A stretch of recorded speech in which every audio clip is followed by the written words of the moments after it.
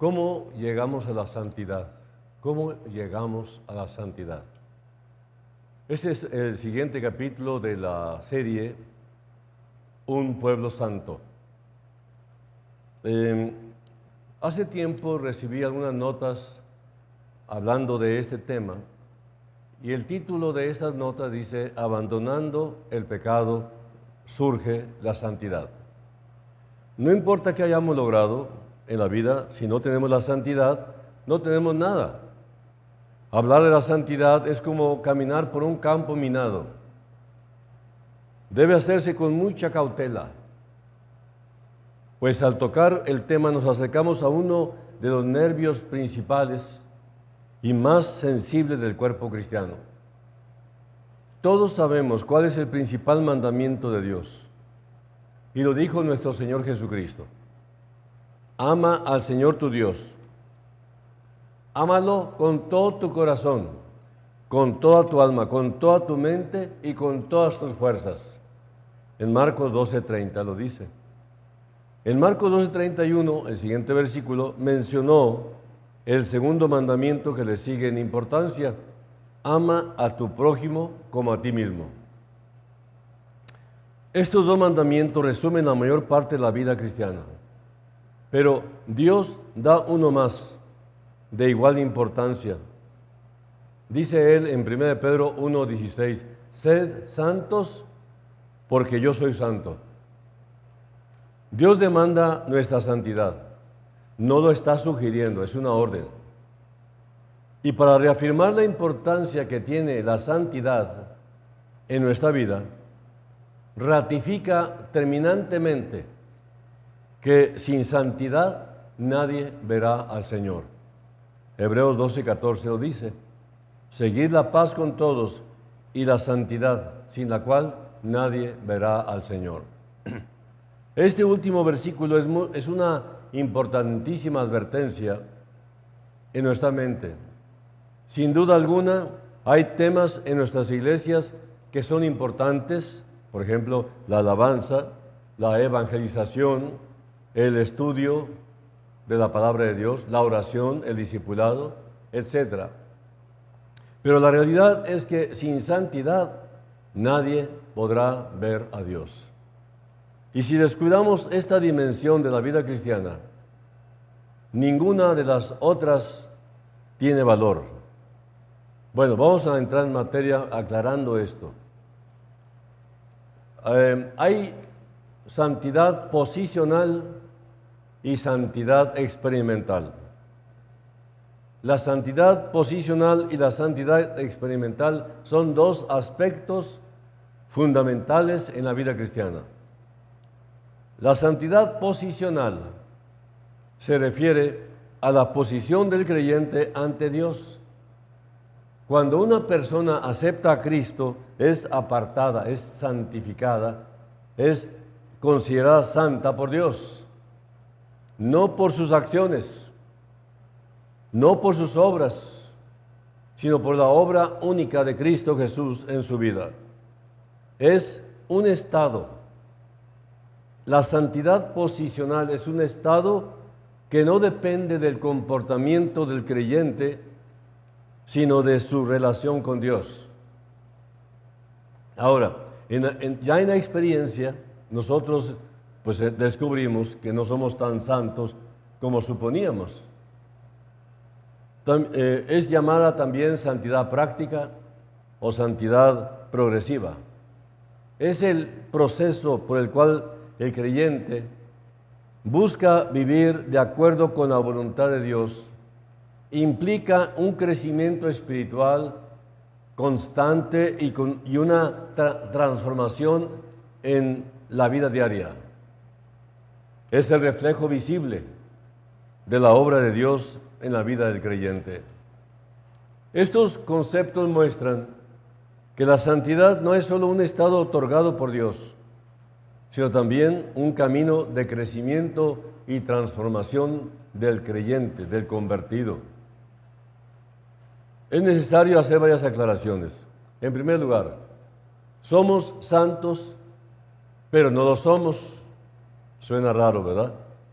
Es decir, la Biblia dice que ya somos santos, esa es una posición.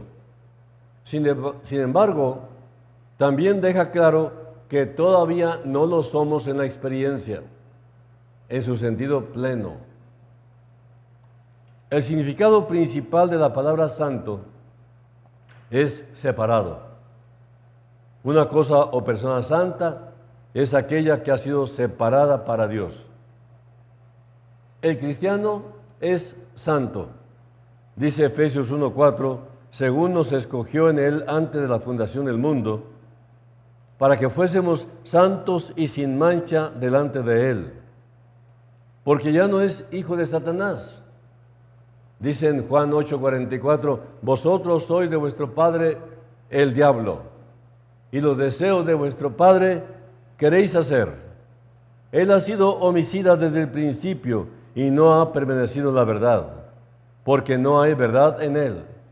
Cuando habla mentira, de suyo habla, porque es mentiroso y padre de mentira. Es por esta razón que Pablo llama santos a todos los que en cualquier lugar invocan el nombre de nuestro Señor Jesucristo. Si soy de Cristo, soy santo. 1 Corintios 1:2.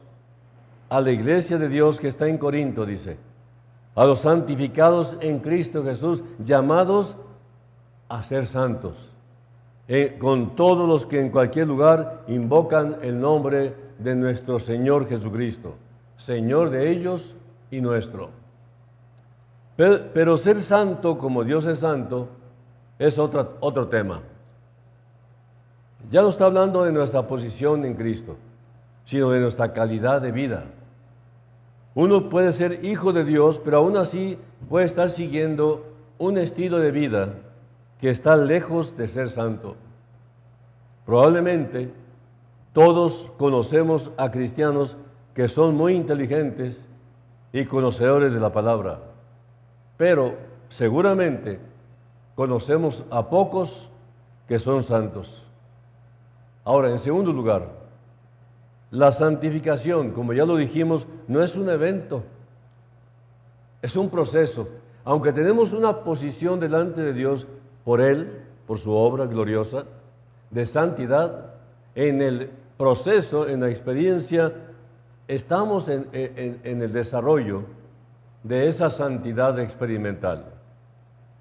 Es tentador pensar que la conversión, que es la redención, que es donde se celebra la justificación del pecador cuando se arrepiente y se entrega a Cristo, incluye la santificación como un hecho inmediato, pero en realidad es una meta en la experiencia diaria del creyente santo.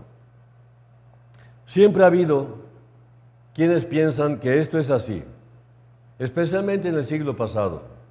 El planteamiento de esa gente es que un cristiano puede experimentar una unción, consagración, un bautismo u otra clase de experiencia que lo deja libre de pecado. Pero el apóstol Juan enseña que esta idea es mentira. La persona que piensa que ya no peca se engaña a sí misma, dice el apóstol Juan. En 1 Juan 1:8 dice, si decimos que no tenemos pecado, nos engañamos a nosotros mismos y la verdad no está en nosotros. Grande parte del Nuevo Testamento nos exhorta a apartar de nuestra vida ciertas actitudes, ciertas prácticas que traemos y a adoptar otras, las nuevas. He aquí, todo es hecho nuevo. Si fuera posible resumir el proceso a una sola experiencia, buena parte del Nuevo Testamento no sería necesaria. En tercer lugar, o sea, estrictamente hablando, la santificación es inalcanzable, humanamente hablando. Aunque somos propiedad de Dios, honestamente decimos que la santidad, tal como Dios la demanda, en la práctica es imposible, porque tenemos en nuestro interior todavía una naturaleza pecaminosa, que es la que traemos de Adán, y que mientras vivamos, siempre en nuestro interior habrá esa lucha de la antigua naturaleza con la nueva naturaleza, la antigua de Adán caído y la nueva con nuestro Señor Jesucristo, que nos dio su Espíritu.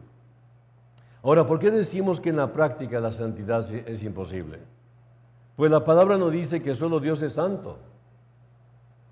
Una multitud frente al trono de Dios en el cielo nos confirma esta verdad.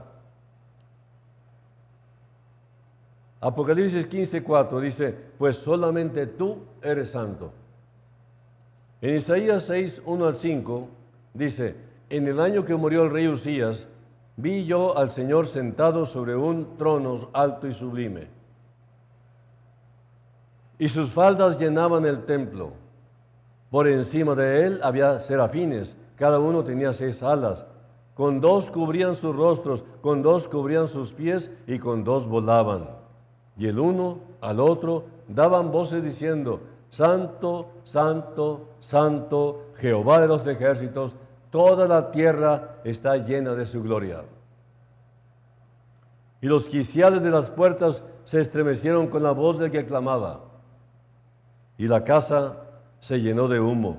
Entonces dije, ay de mí que soy muerto, porque siendo hombre inmundo de labios y habitando en medio de pueblo que tiene labios inmundos, han visto mis ojos al Rey, Jehová de los ejércitos. Toda santidad humana o angélica es nada comparada con la santidad de Dios. Al lado de Él, todo blanco parece gris y toda luz es sombra. La persona que piensa que ya ha alcanzado la santidad tiene un Dios que vamos a decir, que ha fabricado en su propia mente. Un Dios de mentira. Porque realmente no la habremos de alcanzar en vida, porque todos los días luchamos con el pecado, todos los días está la antigua naturaleza pecaminosa, trabajando duro para corrompernos, para desviarnos, para desalentarnos y siempre vivir con un complejo de culpa donde siempre se nos susurra al oído de que no somos dignos de tal perdón. Exactamente, no somos dignos de tal perdón. El Señor nos ha llamado y si hay algo de dignidad en nosotros es por causa de la presencia de Cristo. Dice Filipenses 3:13, hermanos, yo mismo no pretendo haberlo ya alcanzado. Está hablando el apóstol Pablo.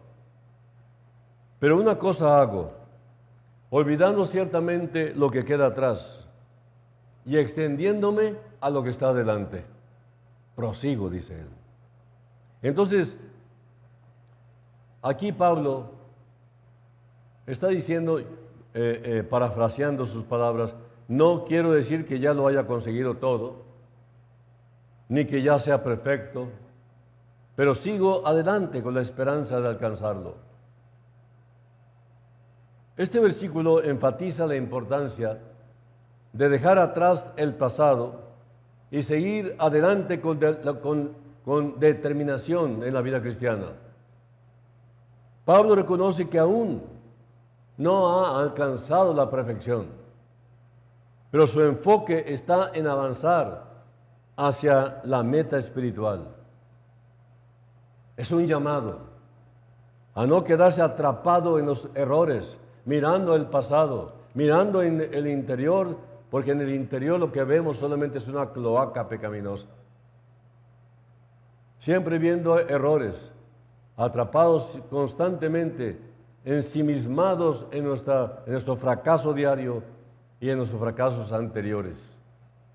Pero Pablo dice, yo sigo adelante, confieso mis pecados, le entrego mi vida al Señor, confío en su perdón y en su limpieza, y dejo el pasado y prosigo hacia adelante. Dice que él está mirando al futuro, con esperanza, con propósito, lleno de gozo, compartiendo por todos lados cuán grandes cosas el Señor ha hecho con él. Lo mismo haremos nosotros. En cuarto lugar, a veces pensamos que esto es para personas como Billy Graham, por ejemplo, que muchos lo ven como santo, Emilio Andrew también, y otros siervos de Dios que han sido de vidas transparentes, su testimonio maravilloso. Y con eso decimos, bueno, yo no soy como él, y nos disculpamos. Pero la enseñanza está dirigida a toda la iglesia. Porque ya sabéis, dice 1 Tesalonicenses 4, 2 y 3, qué instrucciones os dimos por el Señor Jesús, pues la voluntad de Dios es vuestra santificación. La voluntad de Dios para nosotros no es que seamos felices, no es que seamos o que ya estemos realizados ni prósperos, sino santos, santos. No importa cuánto éxito tengamos en la vida y en la iglesia. Si perdemos en este aspecto, a los ojos de Dios, habremos fallado en lo principal. Y en quinto lugar, la santificación no tiene nada que ver con aislarse del mundo. Así como el pecado tiene sus raíces profundas dentro de nosotros, así también la santidad se genera desde muy adentro y afecta nuestras actitudes y conducta. Por eso mucha gente, cuando ve nuestra conducta transformada, y aunque no les prediquemos, caen bajo convicción, por causa de que Cristo está reflejado en nosotros. Y la gente quiere a Cristo. En términos bíblicos, tiene que ver con el corazón, con ese núcleo muy interno que controla todo lo que somos. En Marcos 7, 20 a 23 dice, pero decía que lo que del hombre sale, eso contamina al hombre. Porque de dentro del corazón de los hombres salen los malos pensamientos, los adulterios, las fornicaciones, los homicidios, los hurtos, las avaricias, las maldades, el engaño, la lascivia, la envidia, la maledicencia, la soberbia, la insensatez. Todas estas maldades de dentro salen y contaminan al hombre. La santidad no tiene nada que ver con las circunstancias que nos rodean. Una persona puede ser santa en el negocio, en la escuela, en el deporte, en la calle o en la cocina misma de la casa. Pero también puede ser un diablo en la iglesia. La idea de apartarse de la ciudad nació en parte por el afán de esa búsqueda de santidad.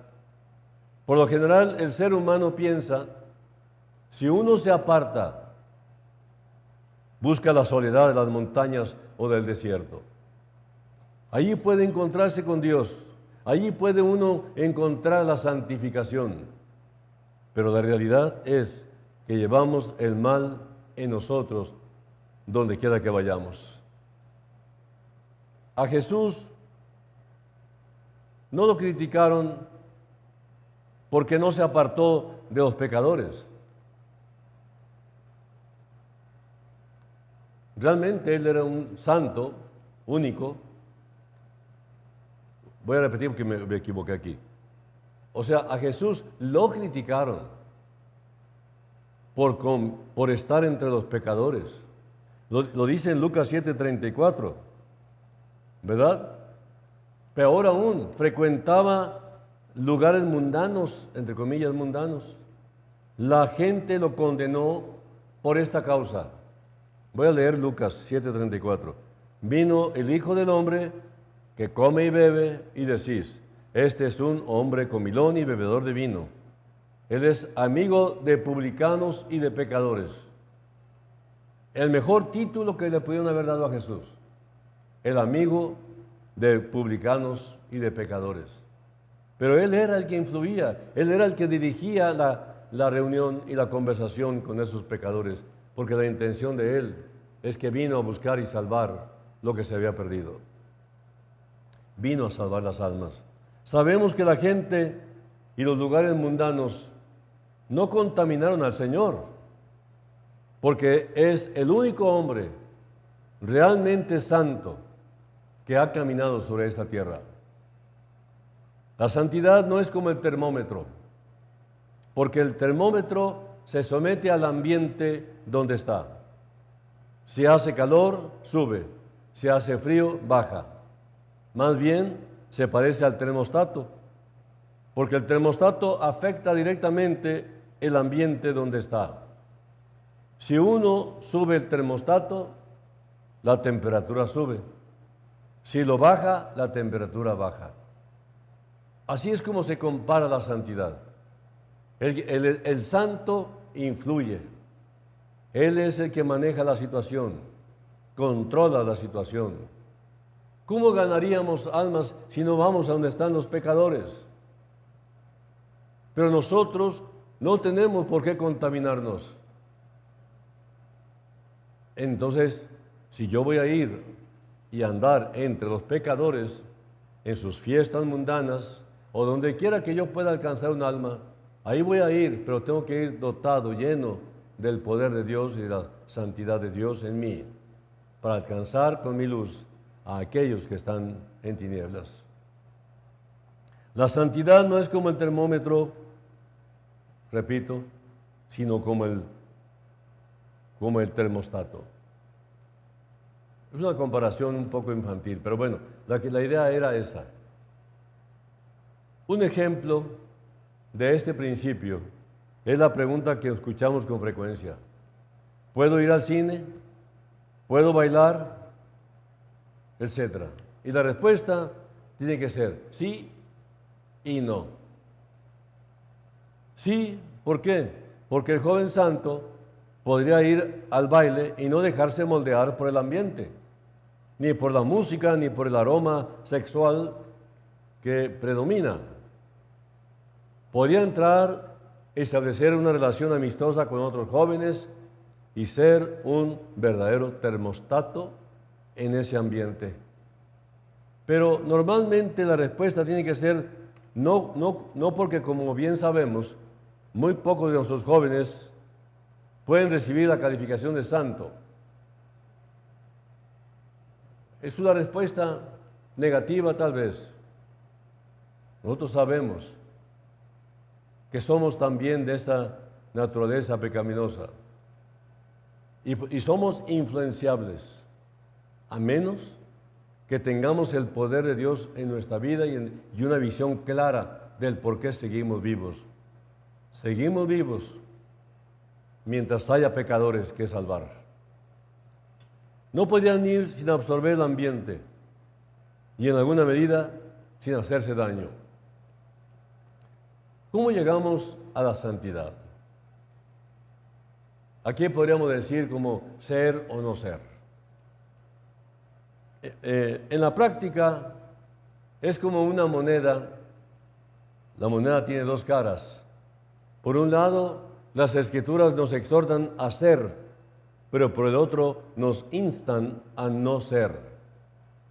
O para mencionar la enseñanza del Pablo en Colosenses, es desvestirnos de una forma de vida y vestirnos de otra, como dice Colosenses 3. Ser santo es más parecido a Dios.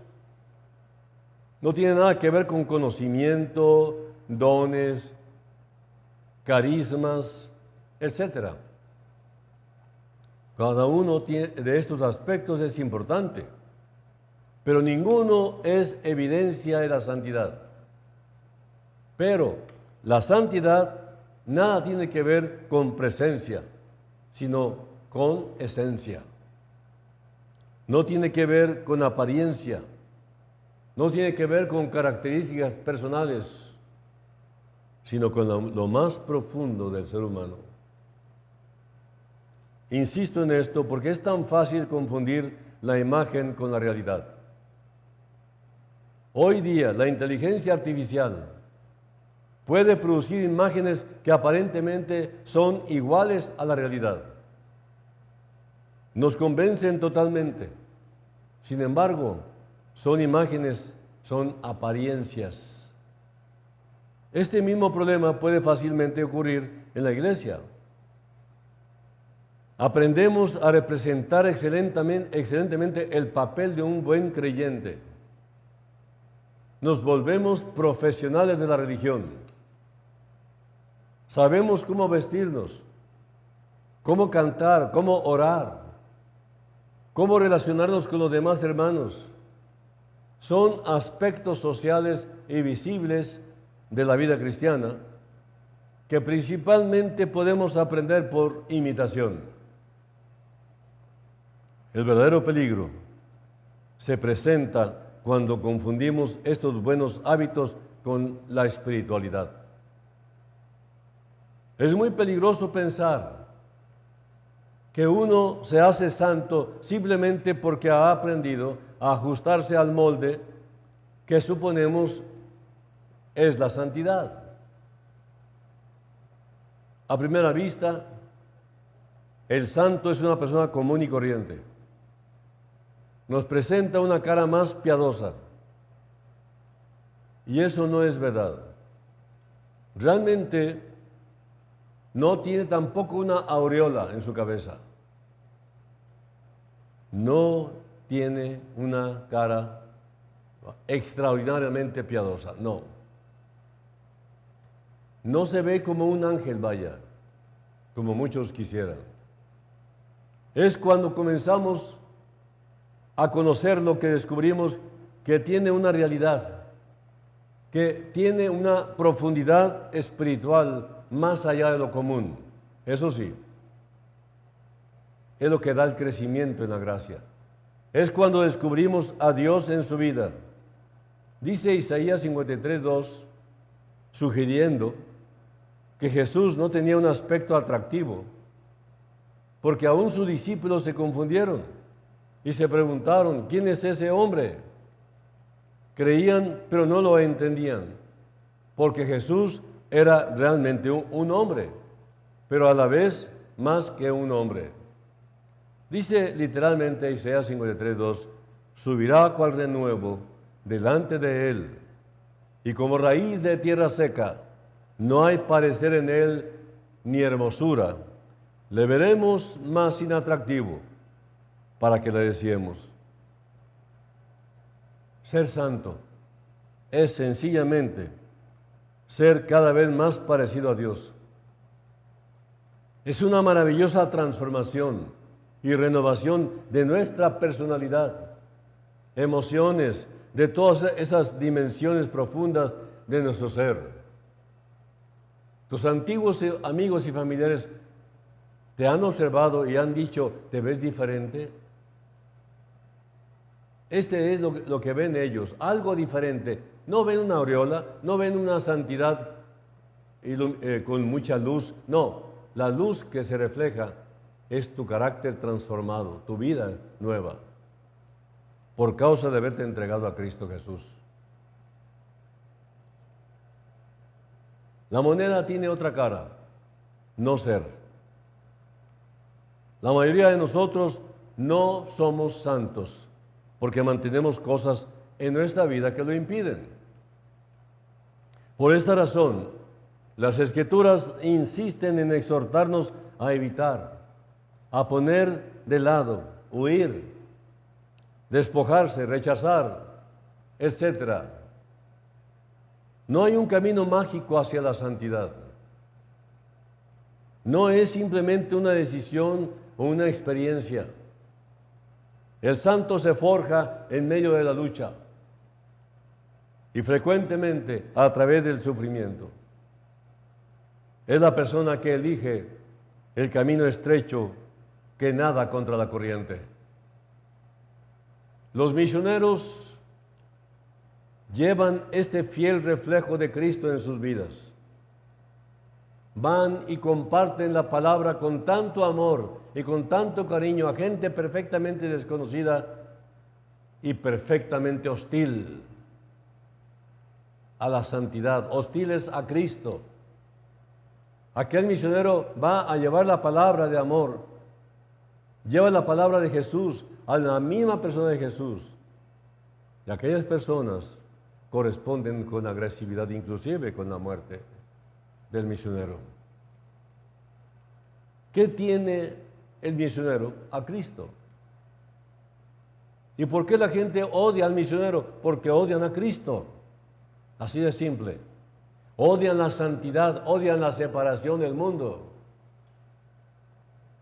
Quieren seguir inmiscuidos en las cosas mundanas. No quieren que nada les estorbe.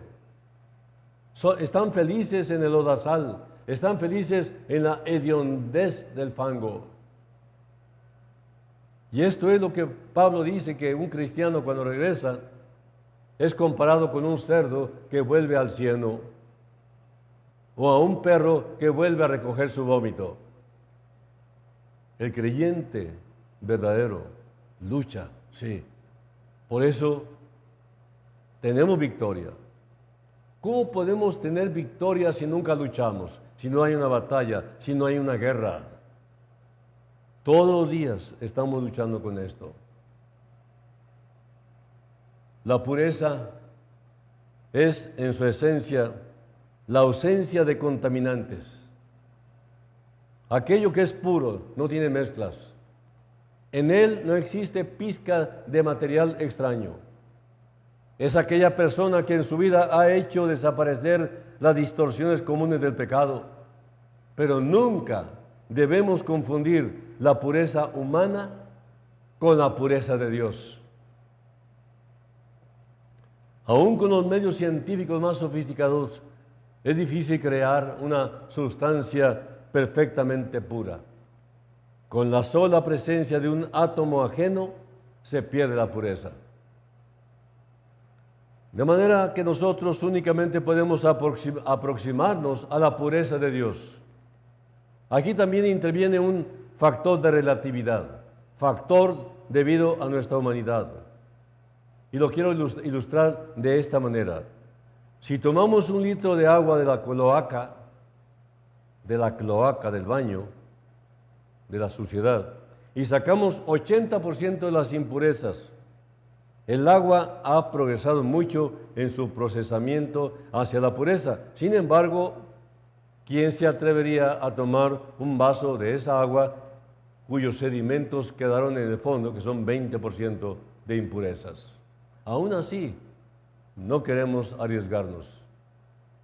Pero por otro lado, si tomamos 1 litro de agua de un manantial y sacamos 80% de sus impurezas, también es un logro importante. Sin embargo, hay poca diferencia entre el agua original y el agua purificada. Así es también con la pureza espiritual humana. Hay personas que inician su vida cristiana saliendo del pozo más profundo de la degradación humana. Puede ser que en su lucha hacia la santidad tiene grandes logros, con cambios muy notorios, radicales, para quienes los observan desde afuera, aunque todavía pudiera parecer muy lejano de lo que es el ideal. Otros comienzan como el joven rico, relativamente sanos, sin muchas distorsiones morales. Ellos también tienen sus luchas en el camino de la santidad, pero para quien observa desde afuera, sus grandes logros apenas se perciben. Dice en Marcos 10:20, déjame leérselo, Marcos 10:20, él entonces respondiendo le dijo: Maestro, todo esto lo he guardado desde mi juventud. Así que la conclusión es, nunca podremos medirnos teniendo como referencia a otras personas. Es injusto y desagradable pensar, no soy tan santo como ese, pero soy mejor que este otro. Pero Pablo aquí habla de los que cometen una tontería al medirse con su propia medida y al compararse unos con otros. 2 Corintios 10:12, y con esto cierro. 2 Corintios 10:12 dice: porque no nos atrevemos a contarnos ni a compararnos con algunos que se alaban a sí mismos, pero ellos, midiéndose a sí mismos, por sí mismos, y comparándose consigo mismos, no son juiciosos. He hablado con algunos creyentes que sufren el prejuicio. Se sienten como que están en el bullying de algunos creyentes que los comparan con otros líderes, otros pastores, que a sus ojos son mejores que con el que están hablando. O mejor dicho, el que está hablando se juzga de esa manera, inferior. El punto es que en realidad, tal y como tú eres, ni más ni menos como tú eres, Dios te usará con poder. ¿Por qué? Porque eres un santo y estás en el proceso de la santidad, yo lo sé. Estamos luchando con el pecado todos los días, sí. ¿Por qué? Porque no estamos en el cielo, estamos en el mundo. Y yo te invito en el nombre del Señor, deja de compararte, deja de minimizar lo que tanto le costó a Cristo en tu vida. Glorifícalo por lo que te ha dado. Y así con tu propia personalidad, así como tú eres, solamente mantén tu relación íntima con Cristo y verás que la gracia es la que impactará al mundo. Permítele al Señor hacer esta obra gloriosa en tu corazón. Y si todavía estás luchando con el pecado, y si todavía estás luchando con tu vida, porque realmente descubres que Cristo no está ahí, entonces invítalo de una vez por todas. Permítame orar. Dios Santo, gracias por tus enseñanzas.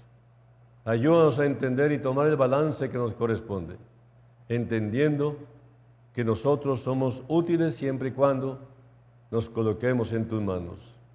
Guíanos, Señor, sálvanos, certifícanos y da evidencias de tu presencia en nuestra vida. En el nombre de Jesús. Amén. Gracias. Hasta la próxima.